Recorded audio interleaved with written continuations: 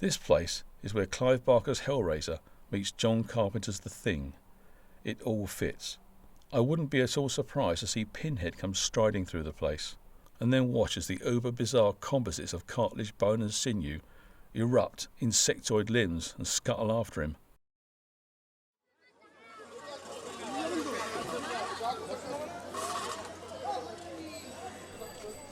Gorehound by Phil Wingfield.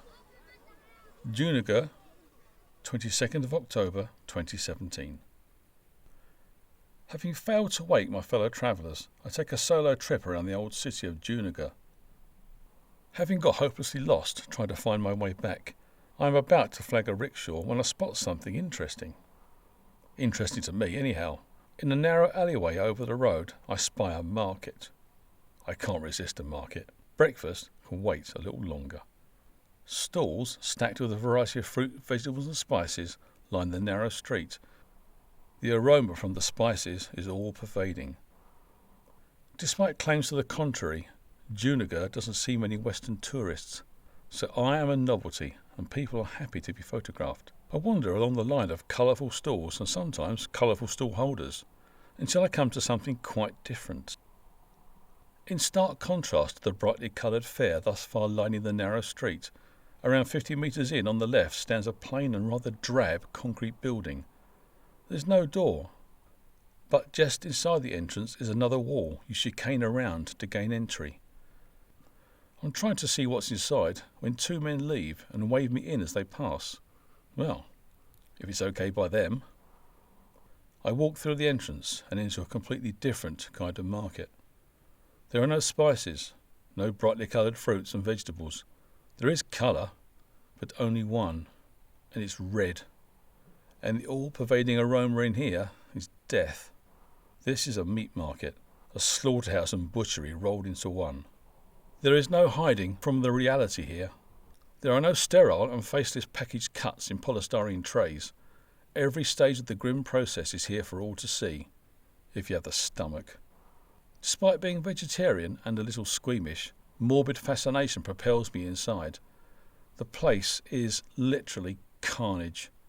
Well, it would be, wouldn't it? The interior is a grid of narrow walkways and raised stalls.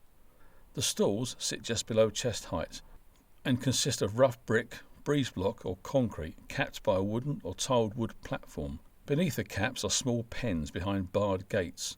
No prizes for guessing what they are for. That thought makes them downright grim. None of them are occupied right now, but that's not necessarily a good thing.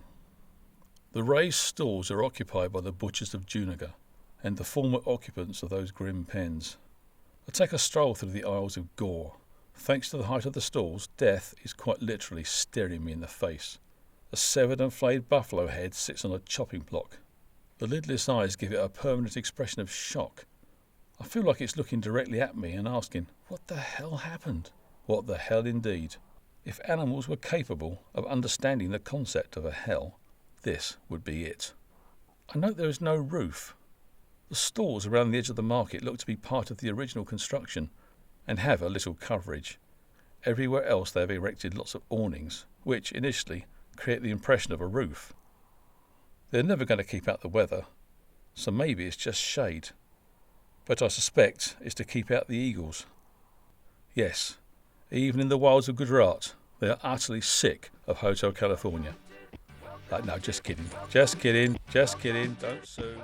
Through gaps in the awnings I can see them, perched on every high vantage point around the market, waiting for an opportunity to grab a freebie, an ear, an eyeball, or a dropped testicle, something like that. This place is as raw as it gets, pun intended. Squatting amongst the remains of the recently slain on boards sticky with blood, the butchers of Junagadh love being on camera. They show me examples of their work, and if I react, it spurs them on to find something even more horrid to wave at me. It's kind of surreal, and I find myself somehow detached from the horror of it all.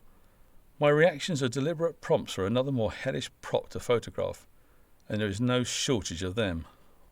Everywhere I look, there are dismembered corpses, and the component parts either heaped up or hung on hooks suspended on chains, squelchy piles of intestines, organs various, heads, hearts, hamstrings and hooves. It's all here in its glistening goriness.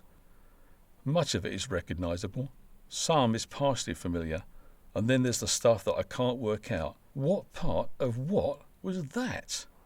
I can't help thinking that, as foreign as this place is to me, as much as I have never experienced anything like this before, there is something strangely familiar about it. The hunks of meat impaled on vicious hooks, dangling over the carnage on chains, and the unrecognisable and quite frankly alien-looking body part conglomerations reminds me of something. A nearby chain clinks as more meat is hung up, and it comes to me. Horror films. Not a massive surprise, I hear you say, but 2 horror films in particular, and both faves of mine. This place is where Clive Barker's Hellraiser meets John Carpenter's The Thing.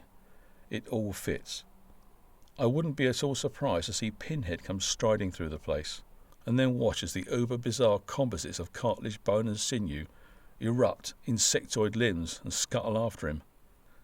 Meanwhile, the butchers are having a whale of a time, trying to best one another at the game they have just devised. Shock the tourist. It's almost like a contest. A bucket of goat's testicles to whoever makes the foreigner chuck his cookies. They laugh as they hold up severed heads, fistfuls of intestines. A buffalo trachea with tongue still attached jiggles in front of the camera as if still alive. I'm sure the lungs were still attached just now. Maybe they sold. Even the customers join in. A middle-aged Muslim lady, not wanting to be left out, grabs a brain from Trachea Guy's stash of body parts and cradles it in her hands for a photo. All we need now is for Motorhead to appear on one of these small stages and launch into a classic.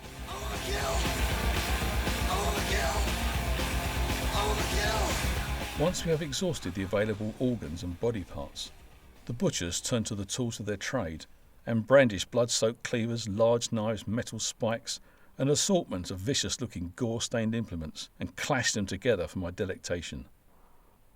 And when they've had their fun, it's back to work. These animals won't slaughter and butcher themselves, you know.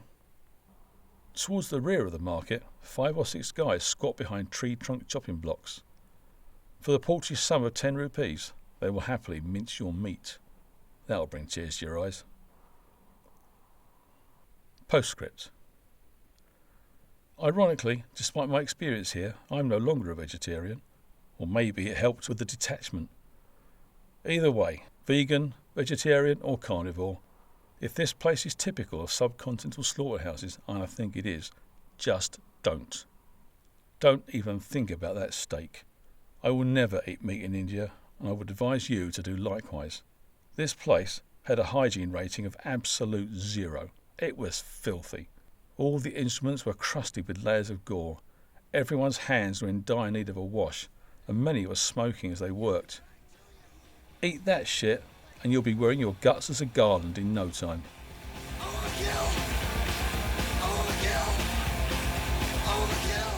Gorehound was bitten and bled by Phil Wingfield. Gorehound was written and read by Phil Wingfield.